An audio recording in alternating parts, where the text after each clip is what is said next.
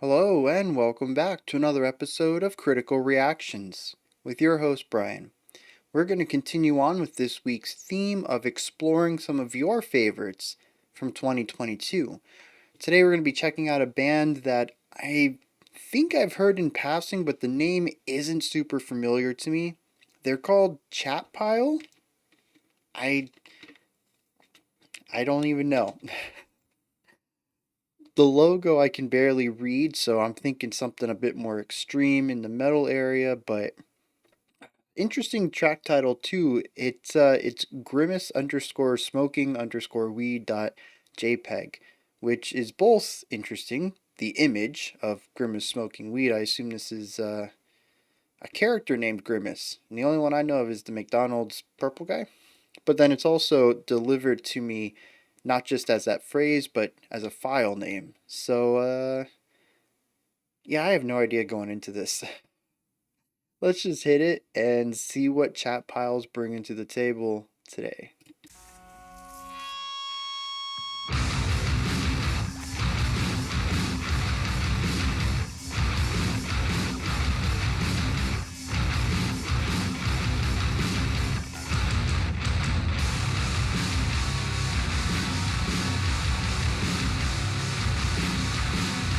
That is just a gnarly sounds.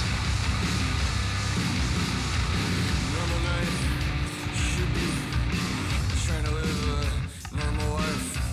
Okay, it was the image that brought me back, but listen, I don't want your presence. Purple man, smoking weed in my bedroom. Don't want you. I don't need you. And don't think I forget. You hurt me in a past life, and you were so strange one. At least stranger than you are now. At least stranger than you are now. Okay, it's true. I wanna wear your blood when I look through my eyes. I wanna be you. Okay, it's true. I wanna wear your blood when I look through my eyes. I wanna be you. Send monster too. It really wants to be groovy. It has a very groovy rhythm, but the timbre of it is not groovy to me. It's a really interesting clashing in my minds. But somehow I'm just drifting.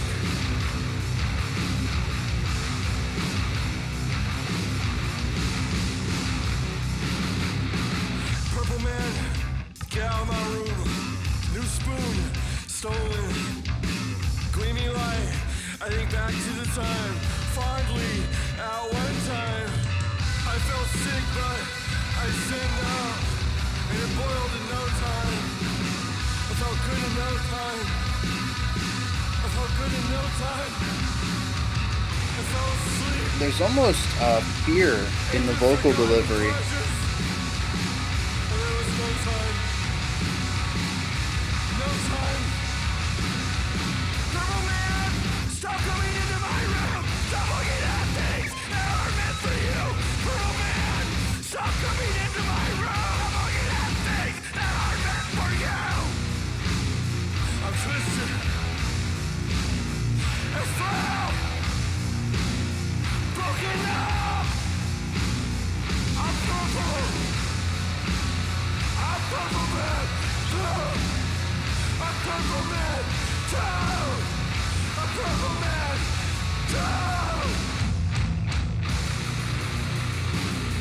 I'm trying to kill myself. If you don't mind, Not a lot of melody either. A lot of texture work. I just need some privacy. We do have changing notes, but it's more just about I'm gonna open the window now. providing a shift. Facebook. I never know that high, but if I do it right, I can break my neck. I don't want to be alive. I don't want to be alive.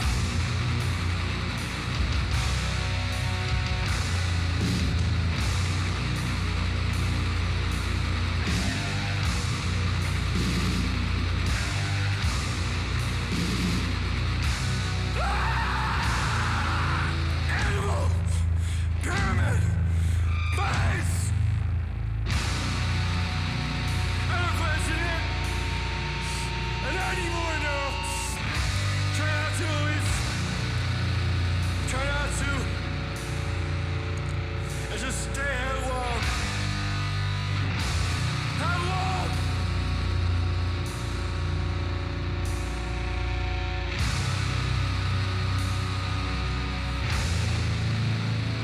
Face forward, eyes open. The void. Alright? The void! Demon! Face, no, shut up! Demon, face, no, shut up! Face! Shut up! Okay. Shut up! I'm fine. Okay? I'm fine. No, seriously. Leave me alone! Leave me alone! You've been gone a long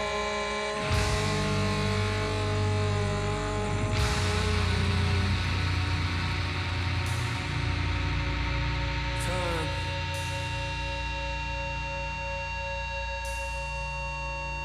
Ah! Fuck!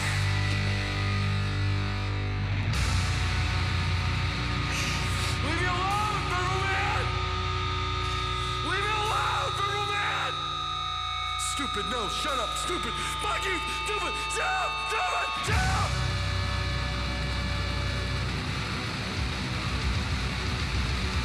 I don't want to be alive anymore! Do you? Do you? Do you?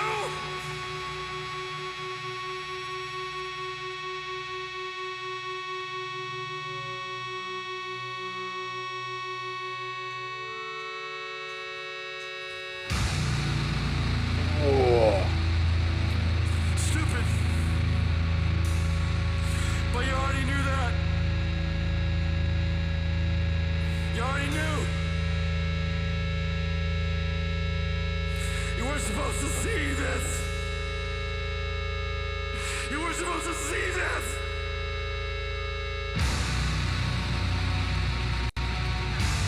But here it is. Here it is. Here it is. Here it is. Here it is.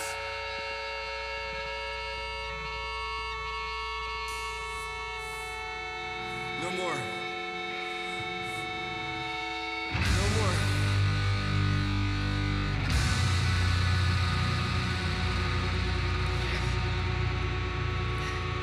So massive of a sound, you could hear the warble of the dissonance so clearly. Face! Face!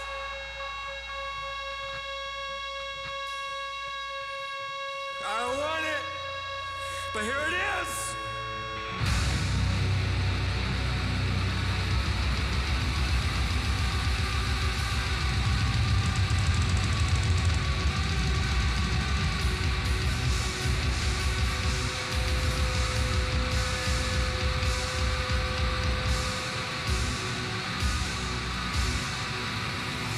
Grimace!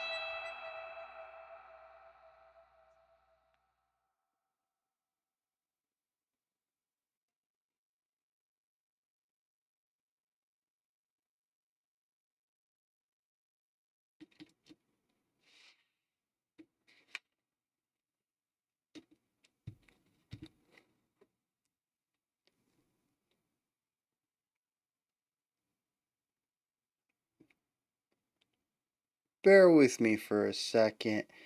I'm going to make a very strange connection here. We've listened to something similar before, but probably not what you would expect. Expect me to make a connection to. A long time ago. Actually, let me check, 'cause maybe it wasn't that long ago. Time's weird, right? So this was, yeah, November of 2021. So a good year and a half ago. No, just over a year ago. We checked out a song called The End by The Doors. And it seemed, if I remember correctly, to have a rather cohesive opening and outro, but there's like a middle 6 minute thing that went on where the instruments were jamming, not necessarily in correlation with everybody. The instruments were just kind of doing their own things, and our vocalist was going on just these rambles, these screams about stuff that didn't make much sense to me. And there were plenty of comments letting me know, what their interpretation of it is and all of that. And I definitely have more, I have a stronger concept of what went on there. But for that first reaction, it was like being lost. Nothing made sense. Nothing seemed to be going in any direction. And it just seemed to be like some guy screaming over nonsense. That's kind of what happened here. I think the big difference is the lyrics that I did pick up on, which I did pay quite a bit of attention to the lyrics here, given that musically there really wasn't much that went on. I understood what they were going for on my first listen, and really understanding the concept behind the decisions helps with enjoying it in a sense. I don't know that this was enjoyable, but I can appreciate what they're doing. Interestingly, I think both songs are about drug trips too, so I guess they share that in common as well. And that's going to lead us into our first proper chapter here, topic at hand, the lyrics. I, I don't know, man. I think this has to come first. Let me pull the lyrics up actually, no, we're not going to do the lyrics first. I'm going to go with lyrical topic. I'm not the exact lyrics, but what I understood based on what I heard there. To me, this is a bad trip. He's seeing Grimace walking around and he doesn't like it, and there's these things going on that don't make sense. They don't really fit into reality. But I believe it's from a bad drug trip, and he's experiencing these horrific visions, which is just causing him to scream, which takes up our last 60% of the track. I didn't pick up too many lyrics from the first third. I'm going to assume when we get to the lyrics, this is going to be setting up what happens in our final 2/3 of the track. But the final 2/3 is basically the instruments playing these really heavy chords slowly and letting some of these chords just resonate and ring out for 30 seconds at a time. It is a slow moving, heavy musical display with paranoid screaming put on top of it. I don't find this enjoyable. I understand the art behind it. I think, the concept. What if we made a song where somebody sees Grimace when they get high and it scares them? The vocals is like, I'll just scream for 6 minutes. And they're like, yeah, that's cool. We'll play some music behind it. Um, Personally, I think it overstayed its welcome, but there's also a dedication to the bit that I have to give credit for. The delivery of the vocals feels, I don't know the right word to use here, sincere, passionate. There's definitely a commitment to telling this story in a way that feels like reliving it alongside the actual fictional, most likely, event. I'm not thinking that they started to record a normal song and then some drugs kicked in and the vocalist went bonkers. I don't think that's what happened. So this is a, it might be based off of a real event, a real hallucination that somebody had, but I'm going to wager that the recording was not, which means that we have an actor. We have somebody portraying an event as if it were real, but isn't. And it's fairly convincing. Like I said, there's a commitment to the bit, to the part that I am enamored with. I really am. There's some phenomenal vocal rises where we have volume swells. Not even really swells. The volume rises bar to bar, and the delivery slowly shifts from a controlled style to a perceived uncontrolled. I'm going to wager the vocalist is still quite in control of their delivery, but it feels like the vocal cords are doing whatever feels right at the moment, even if it's harmful. That fear, that that uncertainty is coming through as if it were, as if this person were legitimately scared. It is masterful delivery on that part. And the music amplifies it for sure. The music is dissonant, it is heavy, it is slow, there is weight to it. The sound is just gnarly. We're going to have to talk about that in a second. Um, it is a work of art with a vision that was executed without caveats. That doesn't always mean that it's a good work of art. That doesn't mean it's a good song. But there's definitely something to be said about going all out, giving something everything you have, and not backing down on any of your creative vision. And I do want to put a caveat there that just because I said that doesn't make it a good song also doesn't mean that it's a bad song. Not bending on your vision is not intrinsically good or bad, but at least to me, it showcases a lot of heart and passion and dedication for the project. And that is usually going to get some extra points with me, just from an artistic angle. Now, I just got done talking about the music and the sound, and I want to expand on this. The music is not a lot of much. There's a lot of sitting on single notes for lengthy periods of time. I mentioned that there are some elements where the guitars and bass change notes, but to me, it's not really about where the note goes or what kind of melody we're working with or what sort of melodic flow we're experiencing. It's just about changing up the monotony. We've heard this note for 20 seconds, so let's change it a little bit. You'll notice a lot of the times that we do have movement of notes, it's a lot of half step ideas to create tension.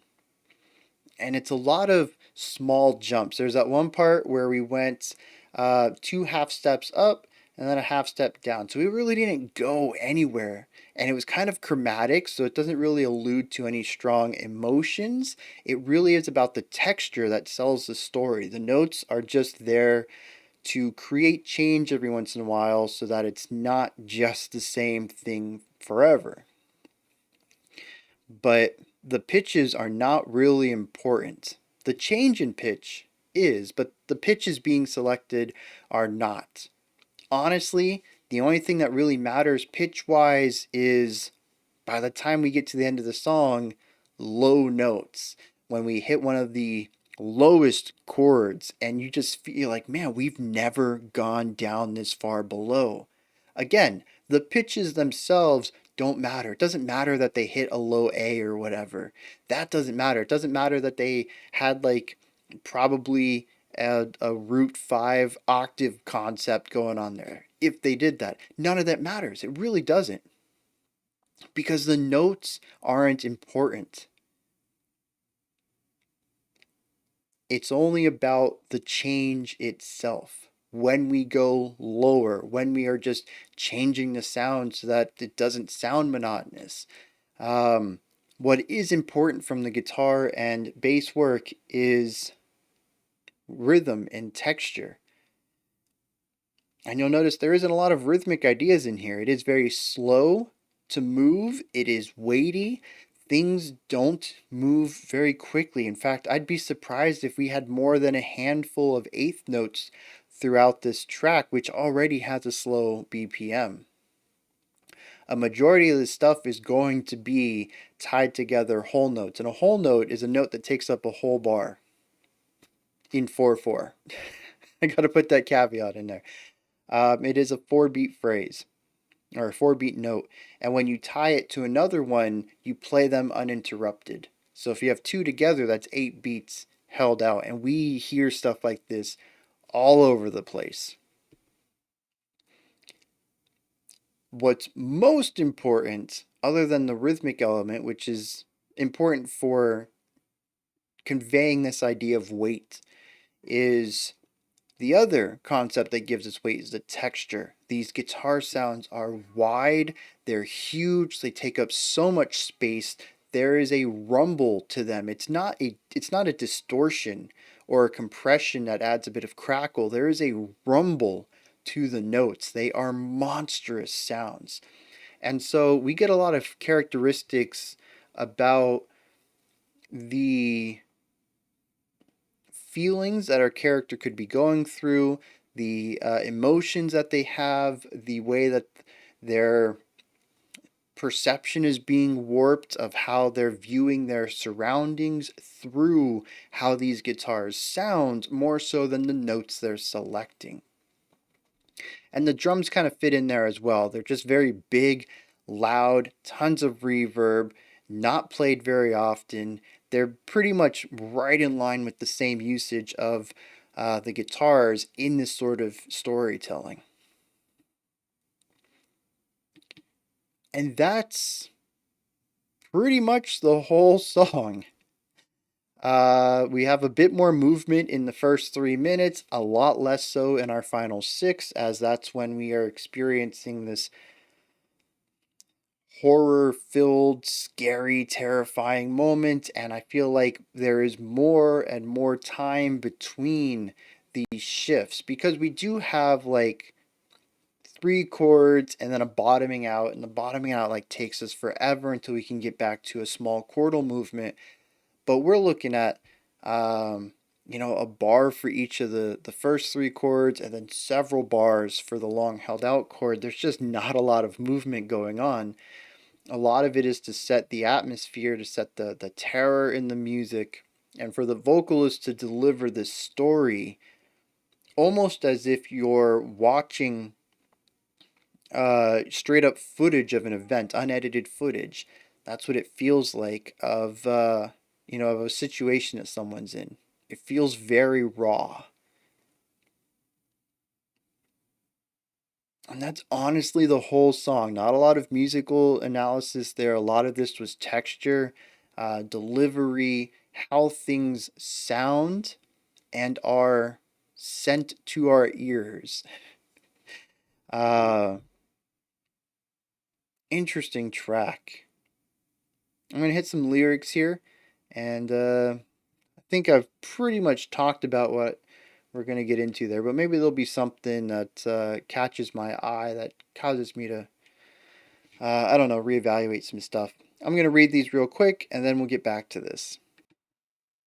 So this appears to be just that. It is more terrifying now that I've read the lyrics. There's a lot more ideas represented than I remember. Um, I remember a lot of just screaming and yelling, but there's concepts, sentences spoken. During the first third of the track, it seems to allude to the idea of getting high on heroin. I'm trying to think back to how was it Train Spotting and Requiem for a Dream. I don't know. It's the stuff that you boil on a spoon and then put into a syringe and inject. I don't know the name of it. I think it's heroin. I could be wrong though. I'm a composer, not a drug specialist. That's kind of a weird phrase. Um, but he sees the Purple Man. Constantly calls him the Purple Man. Grimace isn't said until the very final line. There are some really haunting lines here, though. Um, in fact, our first stanza says, I don't want you, I don't need you, don't think I'd forget you hurt me in a past life, and you were so strange once, at least stranger than you are now. I don't know why, that whole little bit is just really offsetting. It says, I want to wear your flesh when I look through my eyes. I want to be you, because I'm a monster too. Then we get to, he says, get out of my room. I have a new spoon. It was stolen. There's a gleaming light. I think back to this time fondly, but, it boils in no time, and I felt good in no time. And then this is about the time, I think, when the song goes wild. We have one stanza that is preoccupied with suicide. Um, we have the constant repeating cyclical lines, like when he says face no shut up, demon face no shut up. um we have concepts. One part he says, I'm fine, seriously, leave me alone, you've been gone a long time.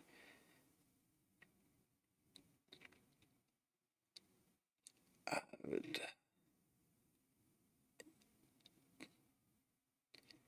and then part of the suicidal section, he says, I locked the door because I need some privacy. If you don't mind, I'm just going to jump out the window face first. And then after that, he shifts over in the very last section of the track. In the very last section of the track, it says, stupid, but you already knew that. You weren't supposed to see this, but here it is, here it is, here it is, no more. I don't want it, but here it is, face first. And then he screams out Grimace. The only time that the Purple Man was called by Grimace, as alluded to in our title. This is haunting.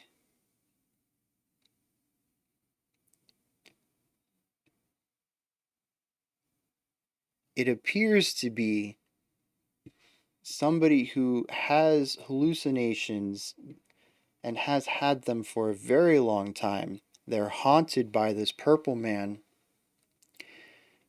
and is tired of it. They could also be tired of their sober life as well. Maybe this bleeds over into their sober life. Maybe the drugs help them avoid this hallucination. We're not privy to any of this knowledge.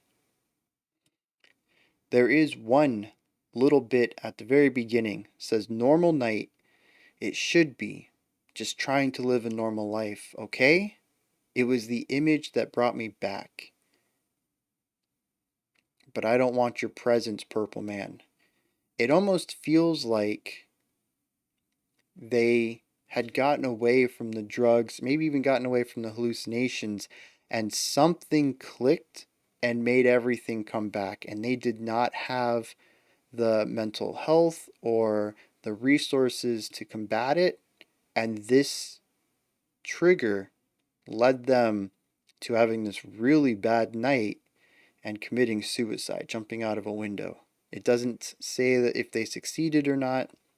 There is one part where it says that they're really not that high up, but maybe if I do it right, I could break my neck. So there is a chance that they did not succeed in taking their own life, but the whole concept here of somebody being one night away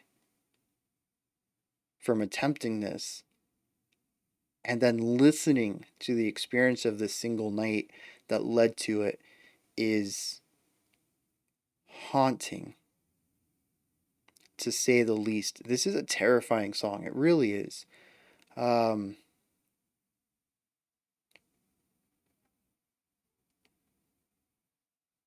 and I'm seeing here it's also the album closer from their album last year. I don't even know. The track before this is called I Don't Care If I Burn, which feels like it carries similar connotations to this one about not wanting to be alive and just, this is a heavy track.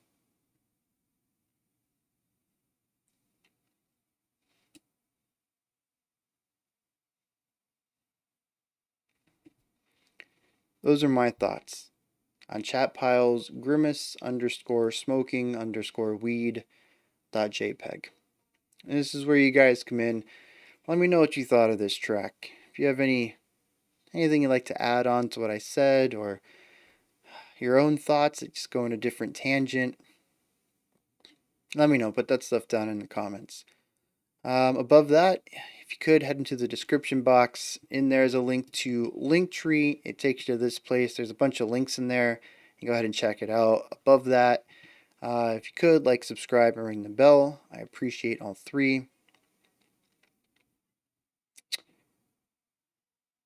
That's the end of this video. I gotta record one more. I don't know that I'm up for it. What do we even got? Borin, Borin and Dirt Club of Gore. That just, man, that does not sound like something I want to get into. Uh, uh, I might see what another special selection is and swap them around. Try to find something a bit brighter to come off that from. Anyways, there's a special selection today. I'll be back tomorrow, 5 p.m. Eastern Standard Time, 10 p.m. UTC as usual. Until next time, remember to be critical, not cynical of the music you listen to, and have a fantastic morning, afternoon, or evening whenever you choose to watch my videos.